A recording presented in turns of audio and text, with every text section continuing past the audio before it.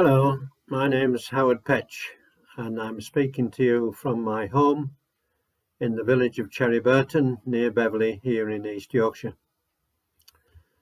It's good to have this opportunity of sharing a few reflections at this time of Harvest Thanksgiving.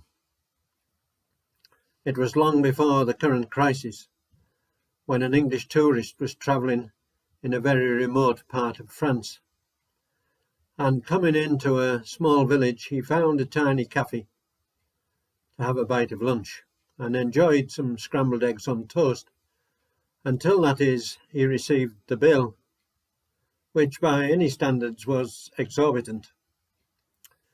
He said to the proprietor, "Sir," he said, "are eggs very scarce in this part of France?" "No, monsieur, eggs are very plentiful, but tourists are very scarce." It was a reminder of the laws of supply and demand, examples of which we've seen over recent times, whether it be shortage of protective equipment or currently the shortage of testing facilities to keep pace with growing demand. And earlier on in the piece, of course, there was a perceived shortage of food and indeed of loo rolls.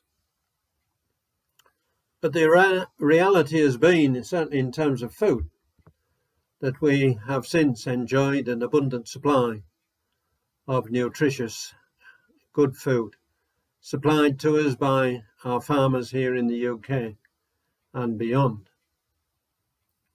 This despite the fact that in the UK, farmers have experienced a very challenging time over recent months.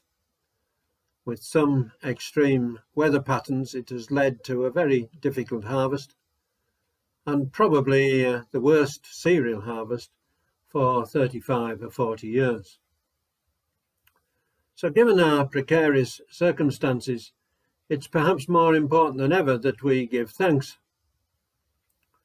One positive of the current crisis has been the extent to which greater appreciation has been shown for our NHS, for our doctors, nurses and care staff, and according to some surveys, for our food.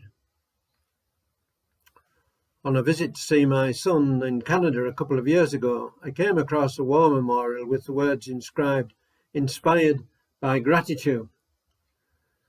The implication being not only that we should be thankful for the sacrifice represented by that memorial, but that we should be inspired in the extent that we lived our lives in response to that sacrifice.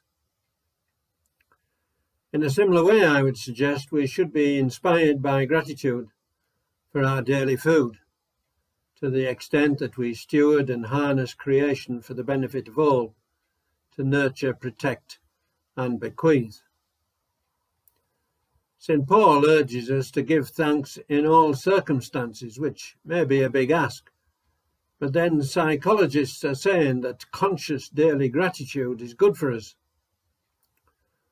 A Harvard Medical School report published a year or two ago concluded, and I quote, "Gratitude is strongly and consistently associated with greater happiness. It helps people to feel more positive emotions, relish good experiences, improve their health, deal with adversity, and build strong relationships." Perhaps the psychologists are slowly catching up with biblical truth. So in terms of the harvest, what are we to give thanks for? Well, I would suggest two things fundamentally. First, for God's creation, its wonders, beauty, splendour, delicacy and diversity. And secondly, for human skill and endeavour, working with that order of creation to bring forth abundance in what has been described as a divine-human partnership.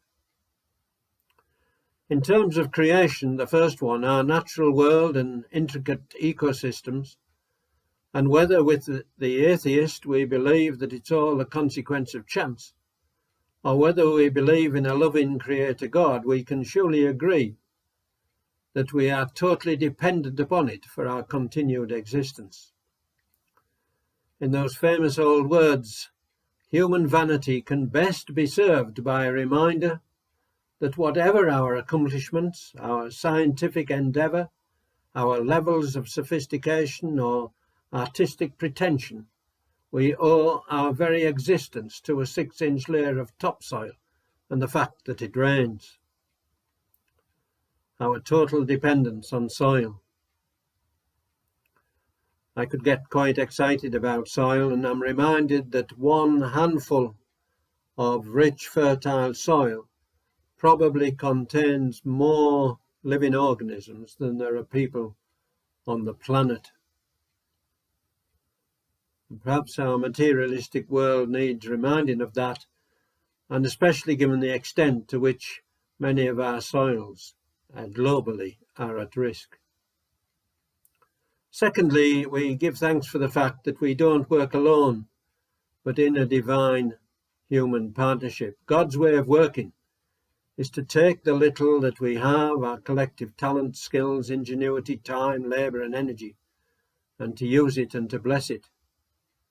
And Scripture makes clear that it is not ordained that we work alone, and indeed neither does God. This principle is vividly portrayed in that well-known story of the loaves and fishes. I don't know whether you've noticed, but we can ask the questions, who is to feed the crowd in that story? The disciples. Jesus doesn't say, I'll feed them. He says, you feed them. Whose food is to be used? The disciples. Jesus doesn't make fish and bread fall from the sky, but takes and uses what they already have. Who's to arrange the people, distribute the food and clean up afterwards? The disciples. But who does the miracle of growth? That's Jesus' bit. He directs the whole event, blesses the bread and fish and provides the endless supply. So we come to express thanks, firstly for the fruits of our harvest, the miracle of growth, but also for those who have laboured throughout the year. Sometimes it must be said, not for a fair reward, when too often the share of the end price accruing to the producer is less than fair. And when we look globally and historically, the scale of that abundance is surely quite mind-blowing. The estimated population of the world at the time that Jesus walked in Galilee was somewhere between 200 and 300 million people. It is now 7.8 billion.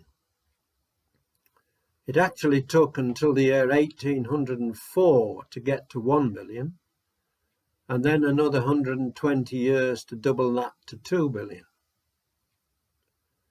But in my lifespan, 76 years, the population of the world has grown 3.5 times and continues to rise at approximately a rate of 10,000 every hour. Furthermore, it is estimated that we produce significantly more calories per person per day if we were able to share equally amongst everybody on the planet than we did 30 years ago, even though through that particular period there are twice as many people. All this despite the reality that the planet on which we live is the same size as the one on which Jesus walked. That is quite a miracle in terms of growing food. Of course, we've made many mistakes, some quite big ones. And it's clear that we've been much better at growing enough food than we have been in terms of fair distribution and alleviation of poverty, or even in terms of ensuring justice for all involved in the food trade. The huge challenge going forward is to grow more food on less, fewer greenhouse gases, and to do so in a way that protects our ecosystems and environment. So whilst there's evidence that through this crisis people are giving more thought to their food and hopefully appreciating it more, there is actually also some evidence that there's more interest in matters of the spirit, the bigger questions of life Is this all there is? Why am I here? It's over 50 years since I first worked in Africa, and there the Africans talked of two hungers, the lesser hunger and the greater hunger. The lesser hunger was for the things that sustain life and the money to buy them. The greater hunger is for some understanding of what life is about, hunger for answers to the questions of who am I, why am I here? And in the West, we've come to assume that we can best satisfy that greater hunger by appeasing the lesser hunger. In other words, that the more we have, the more content we will be. But Jesus' response was, man doesn't live by bread alone. That life in all its fullness is about much more than our physical needs and our material wealth.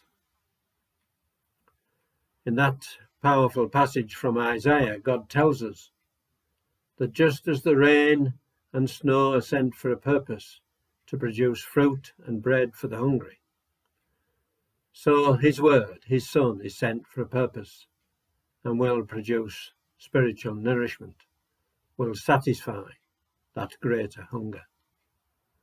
I wonder if that is your experience, because if it isn't, it can be.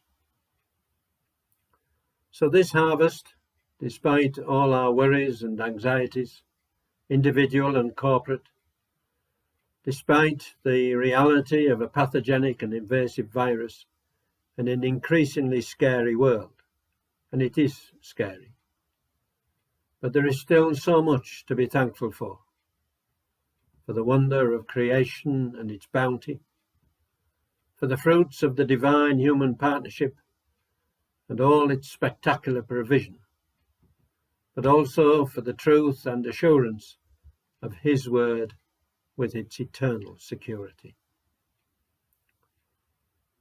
This harvest, may our prayer be that we are truly inspired by gratitude. Thank you.